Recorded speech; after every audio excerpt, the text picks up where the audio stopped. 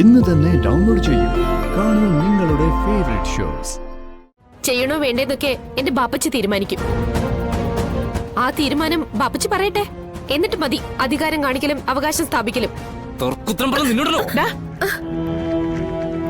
മർക്കടമുഷ്ടിയും കയ്യങ്കളിയൊക്കെ നിന്റെ വീട്ടിൽ മതി.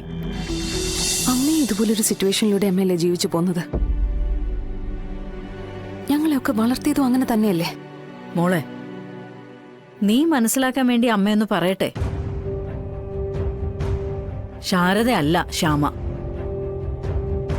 ശാരദ 3 പെൺകുഞ്ഞുങ്ങളെയും കൊണ്ട് വിധിയെ വെല്ലുവിളിച്ച് ജീവിച്ചത് ശാരദയ്ക്ക് ഒരു തൊഴിലറിയാവുന്നതുകൊണ്ടാ.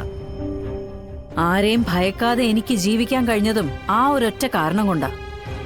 ശ്യാമയ്ക്ക് എന്തറിയാം? അവൾ അവളുടെ ജീവിതത്തിന് വേണ്ടി എന്തെങ്കിലും രീതിയിൽ കഷ്ടപ്പെടുന്നുണ്ടോ? ഇല്ല. ഇങ്ങനെ കിടന്ന് കരയല്ലാതെ മറ്റെന്താ അവള് ചെയ്യുന്നത്? അവക്ക് സ്വന്തം കാലിൽ നിൽക്കാനുള്ള കഴിവുണ്ടാവണം. ഏത് പ്രശ്നവും കൈകാര്യം ചെയ്യാനുള്ള മനസ്സുണ്ടാവണം. അത് അനുഭവത്തിൽ കൂടെ മാത്രമേ ഉണ്ടാക്കിയെടുക്കാൻ പറ്റൂ. അതിനുള്ള ഏക മാർഗം നിലവിലുള്ള സാഹചര്യം നേരിടുക എന്നുള്ളതാ. ഒറ്റയ്ക്ക് നേരിടട്ടെ. എന്ന് എപ്പോഴും അവളുടെ സഹായത്തിന് ഞാനും നീയൊക്കെ ഉണ്ടാവണമെന്നുണ്ടോ? പഠിക്കട്ടെ. കഷ്ടപ്പാട് എന്താണെന്നും അത് ജീവിതത്തെ എത്രത്തോളം ബാധിക്കുമെന്നൊക്കെ അവൾ അറിയട്ടെ. അതുവരെ അവളുടെ കരച്ചില് നമുക്ക് കണ്ടില്ലാന്ന് നടിക്കാം. അതവളോട് സ്നേഹക്കുറവുണ്ടായിട്ടല്ല, സ്നേഹക്കൂടുതൽ ഉണ്ടായിട്ട് തന്നെയാ.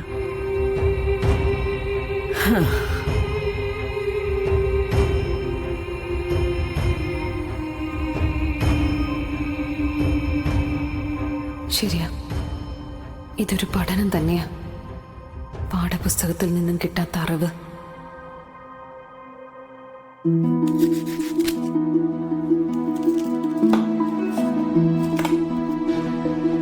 ശാന്തിച്ച് വന്നതിന് ശേഷമാ ഇങ്ങനെയുള്ള ചെറുകടികളുടെയും അച്ചാറിന്റെയും ഒക്കെ ഓർഡർ എടുത്തു തുടങ്ങിയത്. എന്തായാലും നല്ല രീതിയിൽ ചെയ്തു കൊടുത്താ ഇപ്പം നമ്മൾ കൊടുക്കുന്ന ഓഫീസുകളിൽ നിന്നൊക്കെ ഇനിയും ഓർഡർ കിട്ടും. മാസത്തില് 1-2 പരിപാടികൾ ഇതുപോലെ കിട്ടിയ കാര്യങ്ങൾ നടന്നു പോകും. ഈ ഓർഡറൊക്കെ ആ നൂർജഹാന്റെ. ഇത് അവളുടെ കൂട്ടുകാരി വർക്ക് ചെയ്യുന്ന ഒരു ഓഫീസാ. നമുക്ക് വേണ്ടി ആ കൊച്ചു ഒരുപാട് കഷ്ടപ്പെടുന്നുണ്ട്. അതിനല്ലെങ്കിലും നമ്മളോടൊക്കെ വലിയ ഇഷ്ടം. ഇപ്പോ കേരള സ്റ്റൈലിലുള്ള പാചകം പഠിക്കണമെന്നാ എന്നോട് പറഞ്ഞിരിക്കുന്നത്. ആഹാ. പരിപ്പ് പായസത്തിന്റെയും അടപ്രഥമന്റെയും കൂട്ട് എന്നോട് ചോദിച്ച് അറിയുകയും ചെയ്തിട്ടുണ്ട്.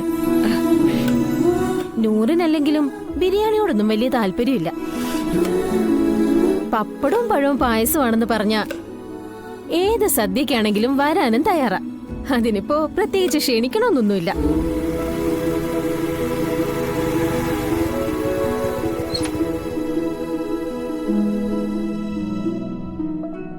ആ കൊച്ചിന്റെ ജീവിത രീതികളും പ്രാർത്ഥനയും എല്ലാം ഒരേ ഒരു മതത്തിൽ മാത്രം നിന്നുകൊണ്ടുള്ളതല്ല.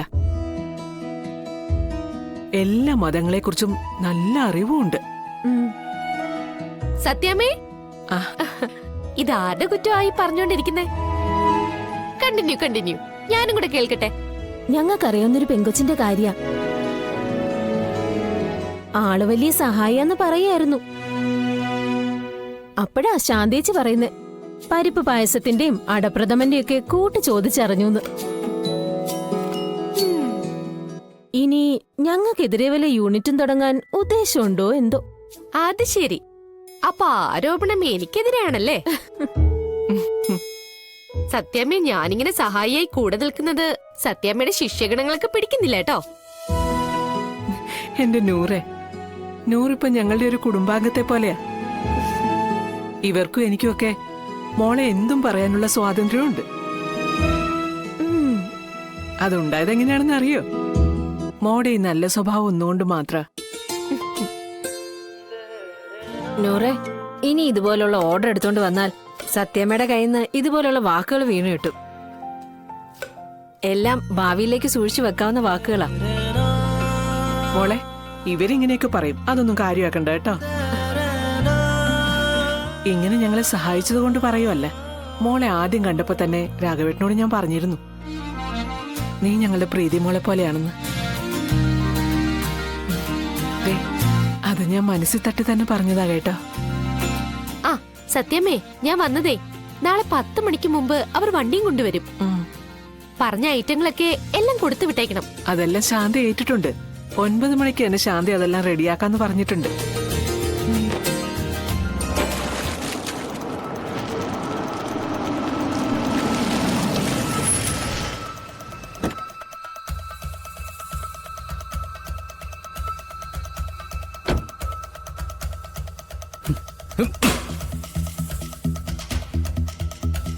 എടി നൂർജഹാനെ, നൂർജഹാനെ, എടി ഇറങ്ങി വാടി ഇങ്ങോട്ട്.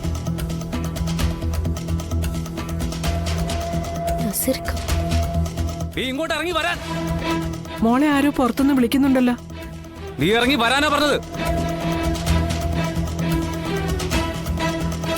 നീ ഇറങ്ങി വാടി. നൂർജഹാനെ, ആരാ? എന്താ വേണ്ടത്? അതെ, ഞാൻ ഇവളോട് പറഞ്ഞോളാം. ഇറങ്ങി വാടി ഇങ്ങോട്ട്.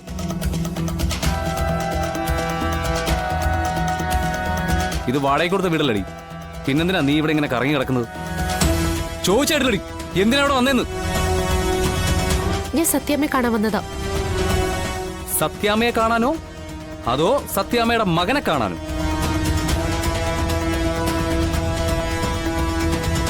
എടി, നീ കാണാൻ വന്നവനെ ഇപ്പൊ സ്പിരിറ്റ് കേസിൽ ഒളിവില്ല. കള്ളും കഞ്ചാവൊക്കെ വിറ്റ് നടക്കുന്നതിന് പിന്നാലെ എന്തിനാണ് നടക്കുന്നത്? വിഷ്ണുട്ടൻ കള്ളും കഞ്ചാവും വിറ്റ് നടക്കുന്നെന്ന് നസീറക്കയോട് ആരാ പറഞ്ഞേ? വിഷ്ണുട്ടനെ ചതിച്ചതാ, മനഃപൂർവ്വം ചതിച്ചതാ. ഓ, അത് ശരി. അവനെ പറഞ്ഞപ്പോ നിനക്ക് പെട്ടെന്ന് അങ്ങ് നൊന്തല്ലേ? ഇവിടെ കൊണ്ട് നിർത്തിക്കോണം ഈ വീടും വീട്ടുകാരുമായിട്ടുള്ള ബന്ധം. അത് നസീറക്കല്ല തീരുമാനിക്കേണ്ടത്, എന്റെ ബാപ്പച്ചിയാ. ബാപ്പച്ചിക്ക് കുഴപ്പമില്ലല്ലോ ഞാൻ ഇവിടെ വരുന്നത്. ഞാനേ നിന്നെ നിക്കാഹ് ചെയ്യാൻ പോകുന്നവനാ. എനിക്കിഷ്ടമല്ല നീ അവനെ കുറിച്ച് പറയുന്നതും ഈ വീട്ടിൽ വരുന്നതും. നിക്കാഹ് ചെയ്യാൻ പോകുന്നല്ലേ ഉള്ളൂ, ചെയ്തിട്ടൊന്നുമില്ലല്ലോ. അത് ചെയ്തു കഴിഞ്ഞ് മതി ഈ ഭരണമൊക്കെ. ചെയ്യണോ വേണ്ടേന്നൊക്കെ എന്റെ ബാപ്പച്ചി തീരുമാനിക്കും.